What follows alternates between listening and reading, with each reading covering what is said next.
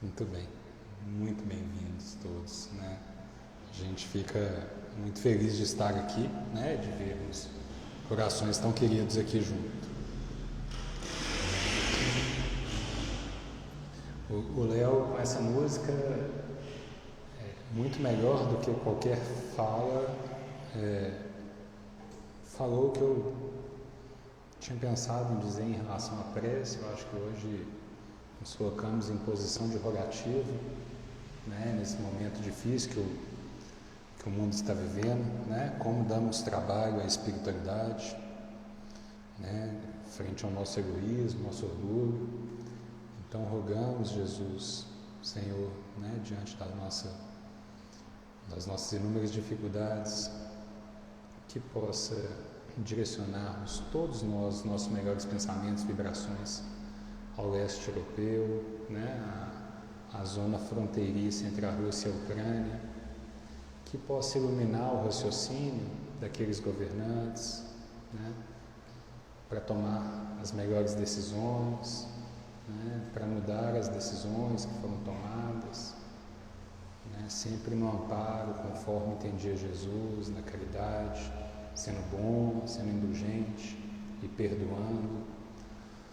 Ó Senhor, como seria diferente se todos nós conseguíssemos introjetar verdadeiramente os seus conceitos. E hoje o assunto vai girar em cima disso, né? Não à toa. Confesso, vinha conversando com o Léo no caminho dia de hoje, né? Dia de hoje, acho que tocou muito a todos nós, né, como criaturas humanas, né, frente a essa realidade que parece se apresentar e nos convida a mantermos assim em prece, serenos, né, e com pensamento ao alto. O capítulo de hoje, né, direcionado é A Fé Transporta Montanhas, capítulo 19 do Evangelho segundo o Espiritismo, e que eu acho que vai ao encontro, né, de tudo isso que temos passado e que temos vivenciado, que precisamos ressignificar os nossos sentimentos, entendendo, né, e sentindo a presença de Jesus, nessa ideia de que fé é muito mais do que eu crer, né? A gente tem que sair do eu creio para nos direcionarmos para o eu sei, né? E a partir daí termos um entendimento, um raciocínio um pouquinho melhores do que temos até então. E para iniciar o estudo, a gente sempre faz uma leitura, e eu separei uma leitura do capítulo 23 do Caminho, Verdade e Vida, no qual Emmanuel faz um comentário de uma das cartas de Paulo, em que Paulo fala: o justo viverá pela fé. O capítulo é sobre fé, e sobre fé caminharemos, né, o estudo. Viver pela fé. Na Epístola aos Romanos, Paulo afirma que o justo viverá pela fé. Não poucos aprendizes interpretaram erradamente a assertiva. Supuseram que viver pela fé seria executar rigorosamente as cerimônias exteriores dos cultos religiosos, frequentar os templos, harmonizar-se com os sacerdotes e respeitar a simbologia sectárica, indicariam a presença, então, desse homem justo. Mas nem sempre vemos o bom ritualista aliado ao bom homem. E, antes de tudo, é necessário ser criatura de Deus em todas as circunstâncias da existência. Paulo de Tarso queria dizer que o justo será sempre fiel, viverá de modo invariável, na verdadeira fidelidade ao Pai que está nos céus. Os dias são ridentes e tranquilos, tenhamos boa memória e não desdenhemos a moderação. São escuros e tristes, confiemos em Deus, sem cuja permissão a tempestade não desabaria. Veio o abandono do mundo, o Pai jamais nos abandona. Chegaram as enfermidades, os desenganos, a ingratidão e a morte, todos eles são bons amigos, por trazerem até nós a oportunidade de sermos justos, de vivermos pela fé, segundo as disposições sagradas do cristianismo. Esse belo capítulo, ele vai muito ao encontro do que João traz na sua epístola, no capítulo 6, versículo 38, numa fala de Jesus, no qual ele diz: porque eu desci do céu, não para fazer a minha vontade, mas a vontade daquele que me enviou. Jesus, o Verbo encarnado, né, veio com esse trabalho, né, com esse conceito, né, de seguir, de sentir, de viver acima do que crer Deus. E aí, inicialmente, na construção do estudo, tentando criar um conceito, é uma coisa que sempre me chama muita atenção. Na pergunta número 4 de O Livro dos Espíritos, o Livro dos Espíritos começa assim, já abordando esse tema, né, da fé, de Deus, do que é Deus, né, muito interessante. E na pergunta número 4, ele fala assim: onde se pode encontrar prova da existência de Deus? E a espiritualidade responde, né, nesse axioma, nessa sequência, né, que aplicais às nossas ciências: não há causa, não há efeito, desculpa, sem causa. Procurai a causa de tudo, e aí está, né, a prova de Deus. Se a consequência, se o efeito é inteligente, a causa só pode ser inteligente. E na pergunta número 5, daqui eu queria partir para o estudo: que consequência se pode tirar do sentimento intuitivo de que todos os homens trazem em si da presença de Deus? Aquela fé natural, aquela crença abstrata ainda, né, da presença de Deus. E a resposta é a de que Deus existe, né? Pois de onde lhes viria esse sentimento se não tivesse uma base? E aí volta naquela questão número 4, que não há efeito inteligente sem uma causa. Se tem a fé natural, que é como Kardec chama, esse sentimento intuitivo, eu vim direcionar hoje o estudo em cima de uma fé trabalhada, além da fé natural. Embasado nisso numa frase de Santo Agostinho, né, que tanto nos ampara no entendimento, no qual ele fala que é preciso crer para compreender, e compreender para crer, como que uma fé trabalhada, conquistada, raciocinada, não quer dizer racionalizada, estou dizendo raciocinada, estimula essa fé natural, e que essa fé natural bem trabalhada também vai ser um estímulo a essa fé raciocinada, que ampara e que nos dá bases seguras ao entendimento. E assim a gente vai entrando nesse deserto de entendimento, e toda vez, essa figura do deserto é muito interessante no Evangelho, porque ela é um convite assim, em cima de uma reflexão íntima, e para mim ficou muito claro que o trabalho, a vivência, o estudo em cima da fé, mas sobretudo, né, os exemplos em cima da fé, se trata ali de um trabalho íntimo, pessoal e intransferível. E aí eu vi um erro muito interessante. Digitei lá no Google fé, significado, coisa que todo mundo pode fazer. Aparecem não sei quantos milhões de resultados, né? Porque quando você digita no Google aparece lá um número X de resultados. Primeiro resultado, eu obviamente não fui muito, eu só fui no primeiro. No primeiro estava assim: fé, do latim fide, que é verdade, é a adesão de forma incondicional a uma hipótese que a pessoa passa a considerar como sendo uma verdade, sem qualquer tipo de prova ou critério objetivo de verificação. Aí eu pensei, falei, gente, como assim? Sem qualquer tipo de prova, sem qualquer critério de avaliação, né? E isso a gente vai entender que é o que leva tantos corações ao precipício do entendimento. Então, se a ideia é conceituar, né, o Evangelho segundo o Espiritismo nos dá o início desse conceito, que está assim: fé não se ganha. Nesse capítulo 19, não se dá e nem se empresta. Fé, portanto, eu não estou dizendo da fé natural, mas a fé é uma conquista, adquire-se, né, com muito trabalho, né, não compra, não ganha, não empresta e não dá. Né? E é interessante que esse trabalho dessa conquista, ela vai se dar sempre num movimento ativo. Também no capítulo 19, Kardec nos coloca, aliás, Kardec não, José, o Espírito Protetor, na Instrução dos Espíritos, nos coloca assim, que a fé deve ser ativa.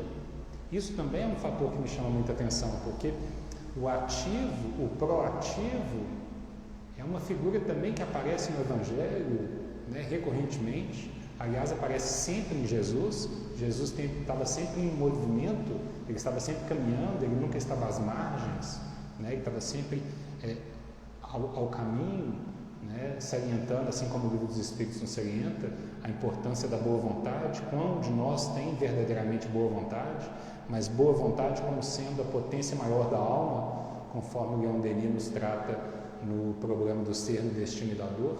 Né? A gente com boa vontade consegue movimentar, né, as outras muitas potências da alma.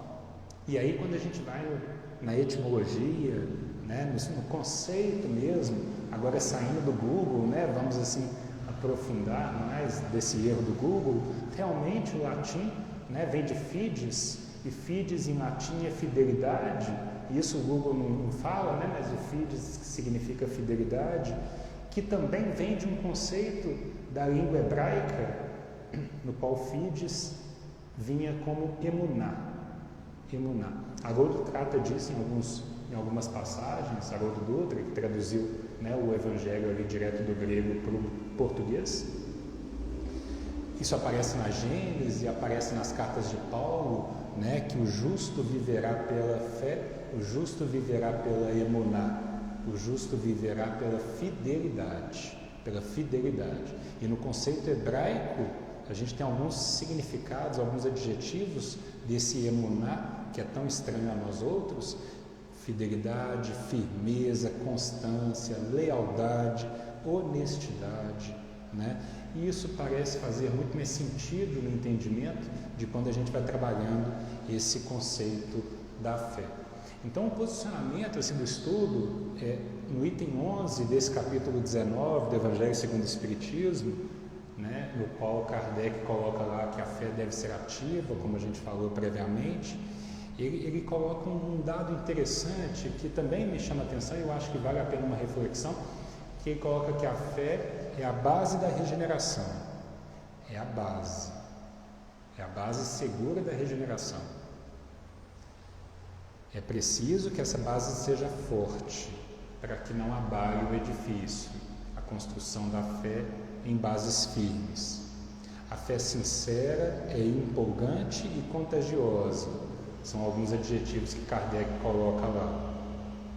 E aí ele dá algumas dicas, mas como que nós vamos assim exercer essa fé? E aí eu selecionei 3 adjetivos que Kardec coloca: pregar pelo exemplo, pregar pelas nossas obras, que não deixa de ser pregar pelo exemplo, e pregar por uma esperança firme. Nesse trabalho de fé, a gente sempre trabalha conjuntamente essa esperança, tendo sempre a vista da vida futura, né, conforme Jesus sempre trazia.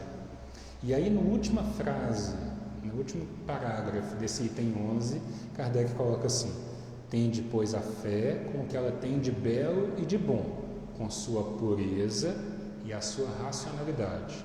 Não admitais a fé sem comprovação, cega filha da cegueira. Não admitais a fé sem comprovação. Por isso que o Google está errado, né?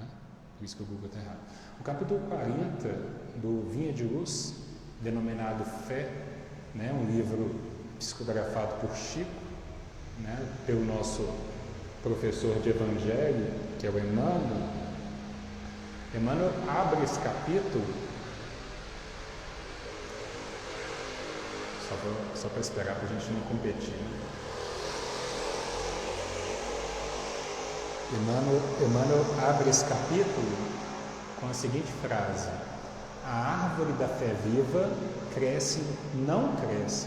A árvore da fé viva, a árvore, nasce de uma semente e vai crescendo. A árvore da fé viva não cresce miraculosamente no coração de qualquer um de nós. Não é miraculosamente. Como na vida comum, o Criador nos dá tudo, mas nos pede o esforço. Por isso a boa vontade. A conquista da crença edificante, a conquista não ganha, não compra, não pede, não dá, mas a conquista da fé, da crença edificante, e aí coloca um adjetivo, edificante, não é qualquer crença, é a crença edificante, não é crer somente, não é serviço de menor esforço. Então nós já estamos entendendo que esse trabalho de desenvolvimento, de conquista, de trabalho da fé, ele é difícil, ele é, enfim, trabalhoso, ele precisa de boa vontade ali.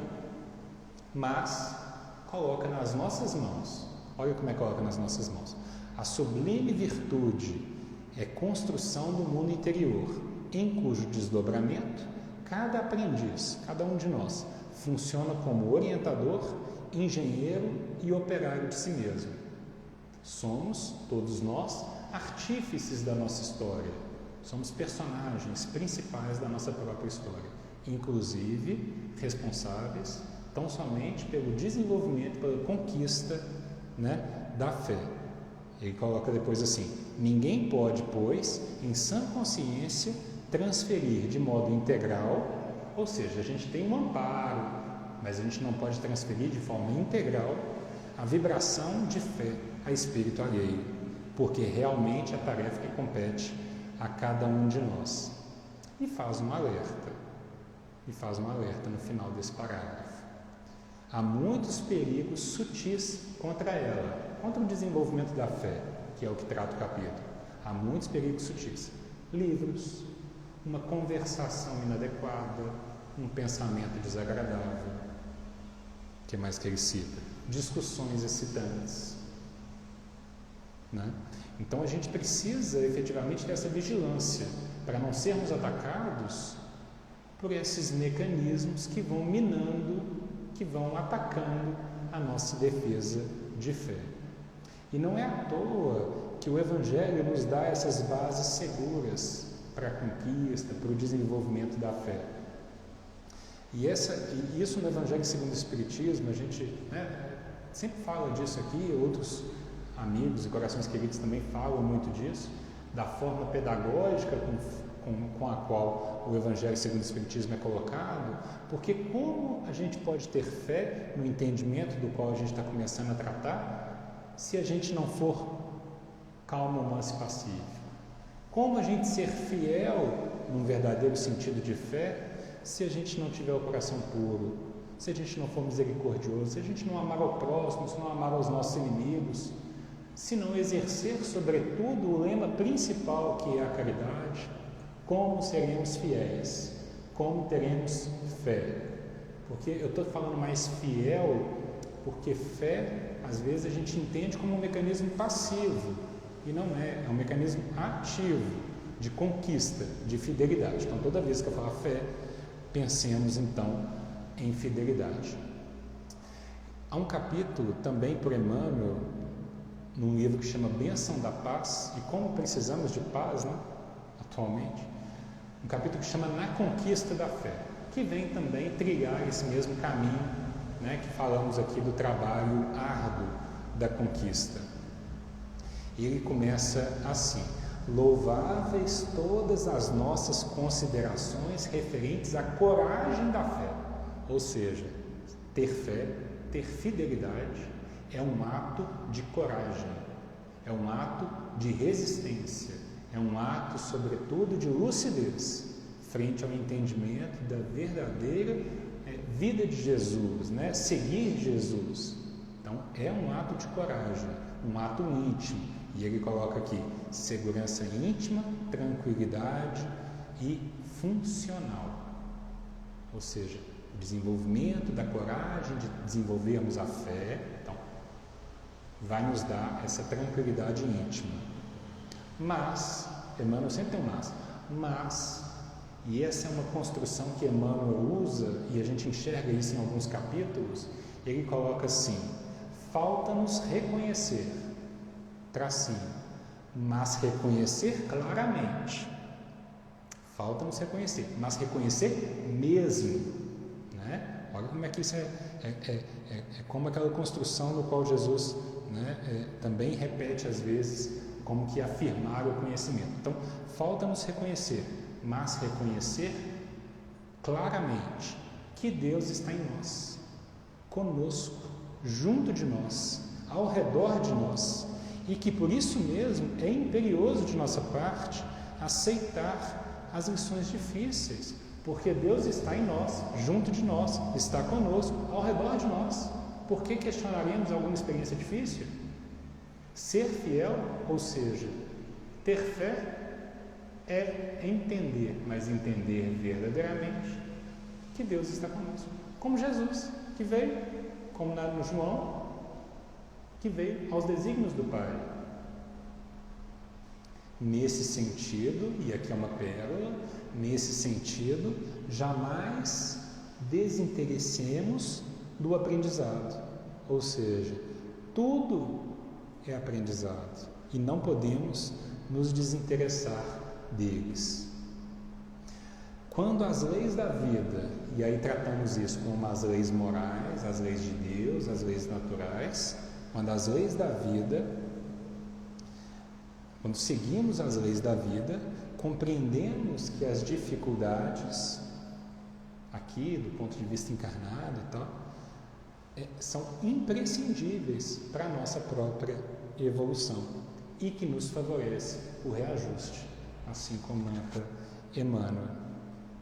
E que a fé vitoriosa, ou seja, a fidelidade verdadeira, é aquela que sabe esperar, que sabe agir verdadeiramente, que sabe desculpar, amar e servir segundo a vontade de Deus.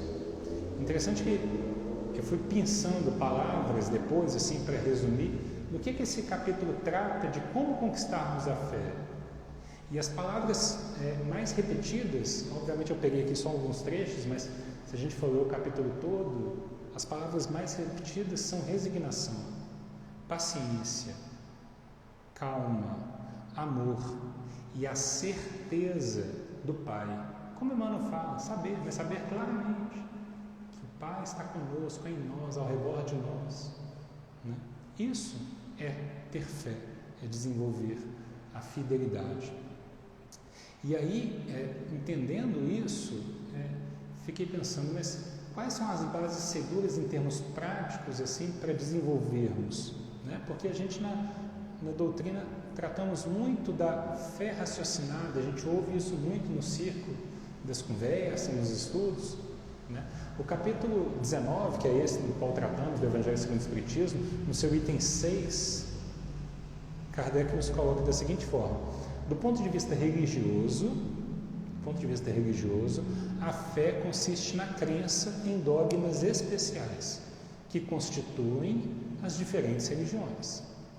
Todas elas têm os seus próprios artigos de fé, seus próprios dogmas, vamos assim dizer.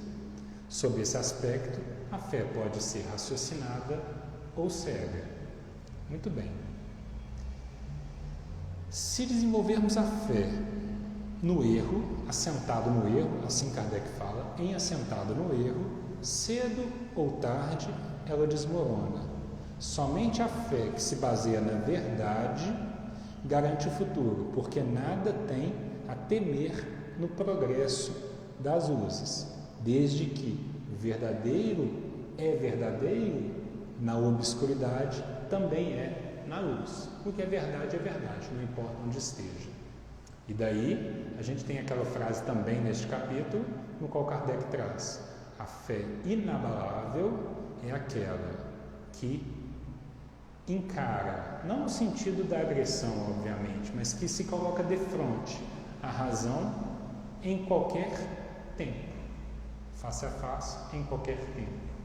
porque não foge da verdade, não concorre com as nossas próprias vaidades.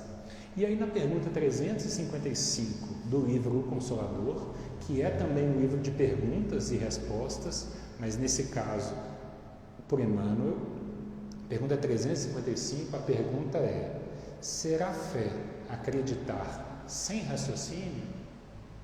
Simplesmente acreditar? Sem raciocínio? Será que isso é fé?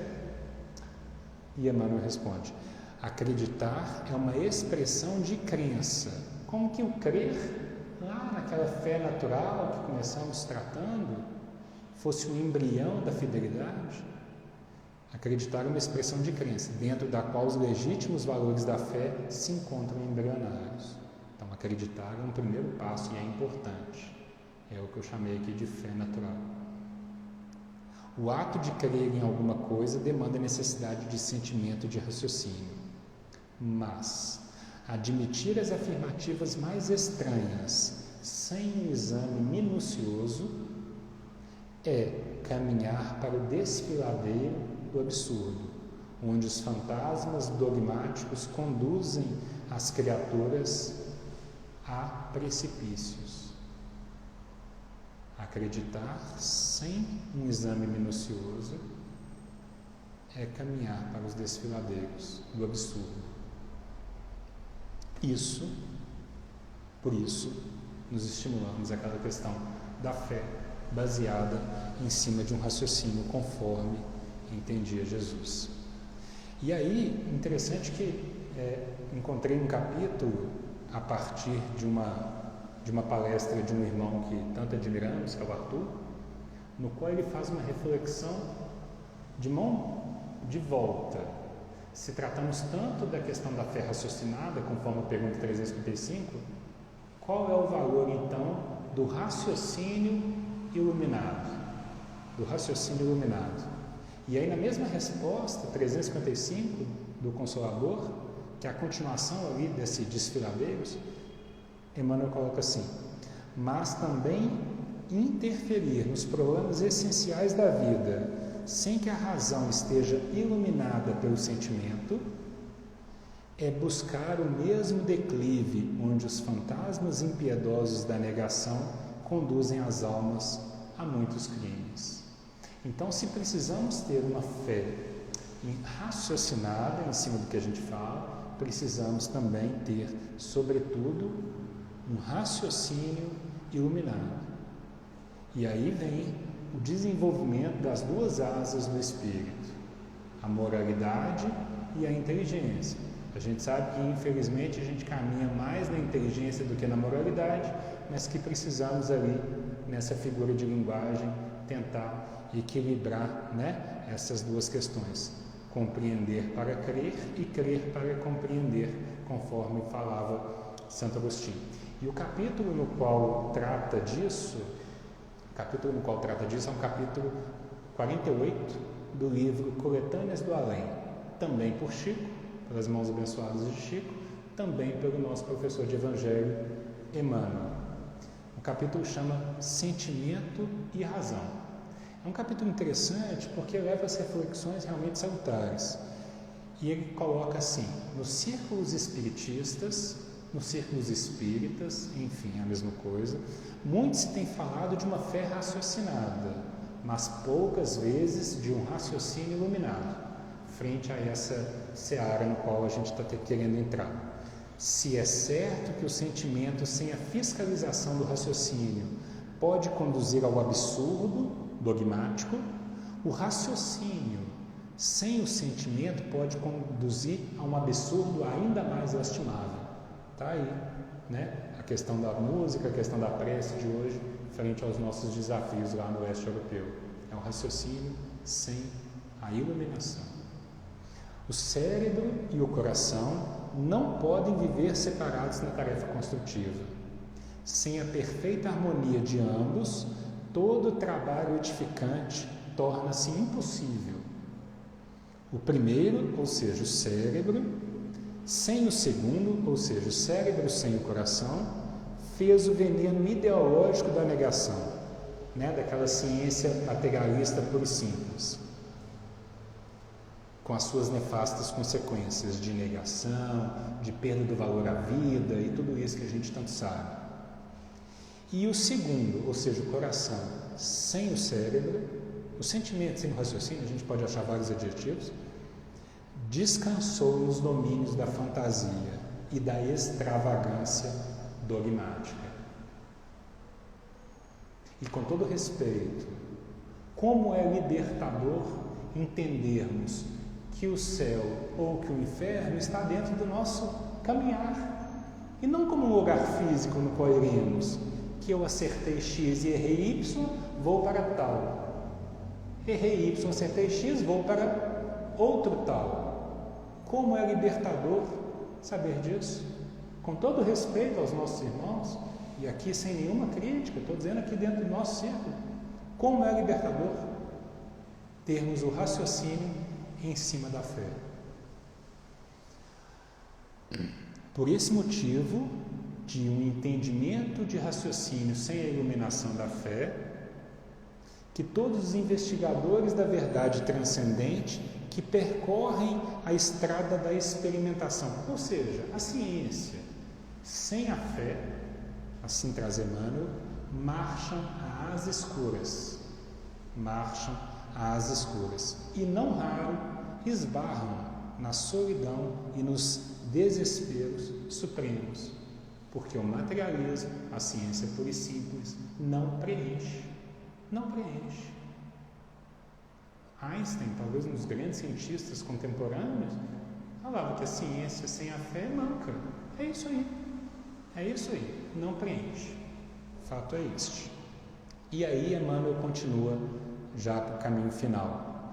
A ciência analítica, a filosofia especulativa podem fazer muito pelo Espiritismo. E aqui cabe um parêntese, Emmanuel também trata disso como uma figura de linguagem, no qual ele pega a parte filosófica, a parte científica da doutrina espírita como sendo as bases do triângulo que nos ligam à Terra, e o vértice, o aspecto religioso da doutrina espírita, o que nos ligam ao céu. E olha como é que isso aqui encaixa nesse capítulo.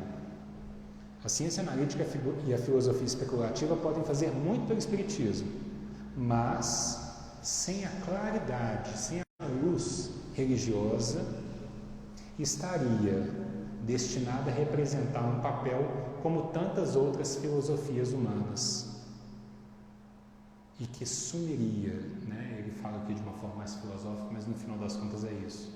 Se não tivesse a claridade religiosa da doutrina espírita, a filosofia, a ciência espírita sumiria,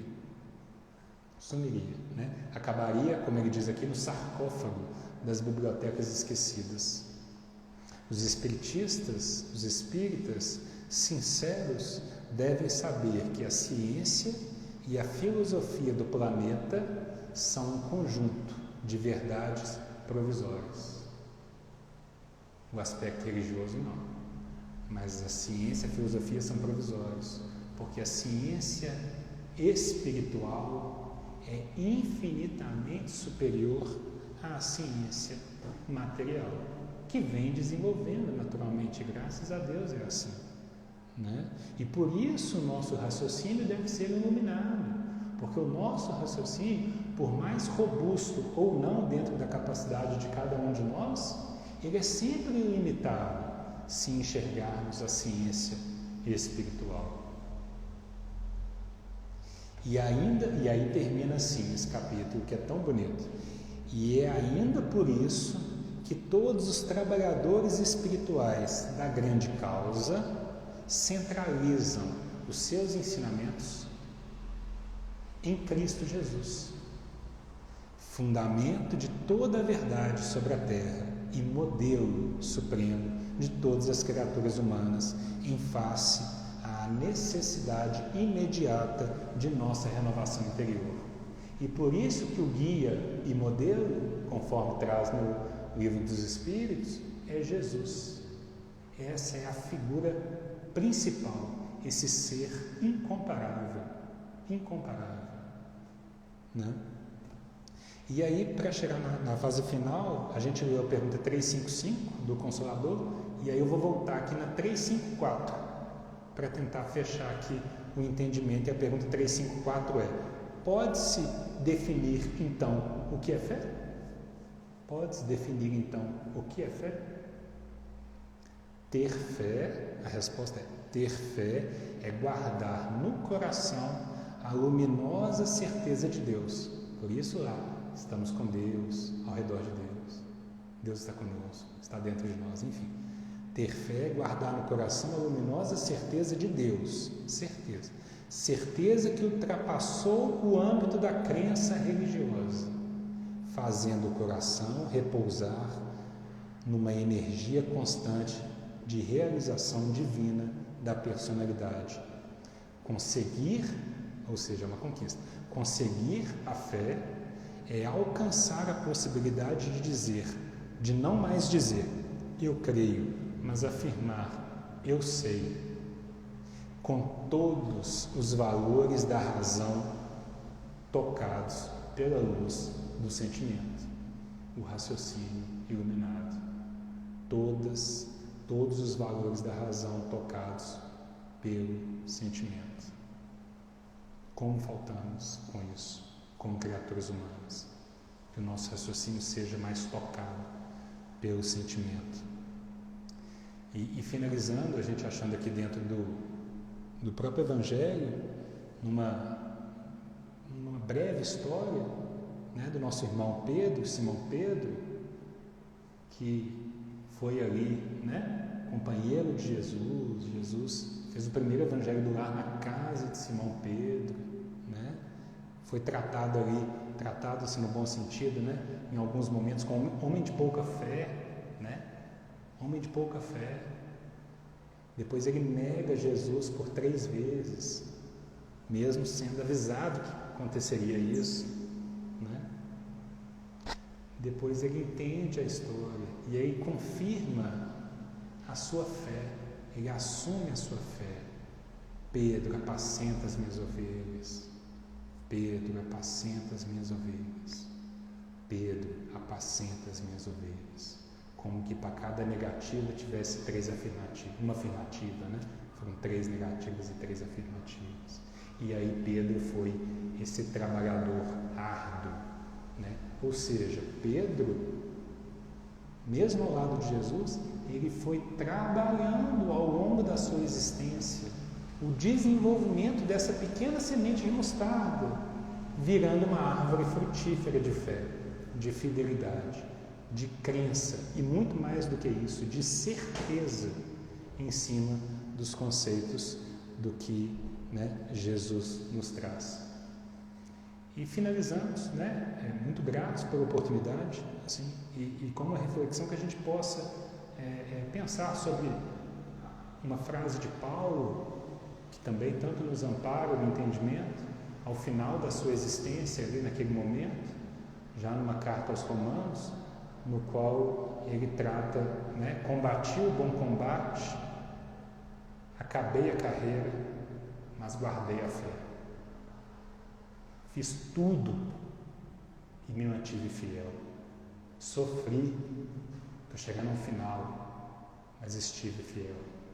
Então que a gente possa, apesar das nossas inúmeras dificuldades, tentar trilhar, né, dia após dia, um pouquinho mais nesse entendimento, né, de fé. E assim a gente termina, né, agradecendo os nossos irmãos que estão pela internet, né?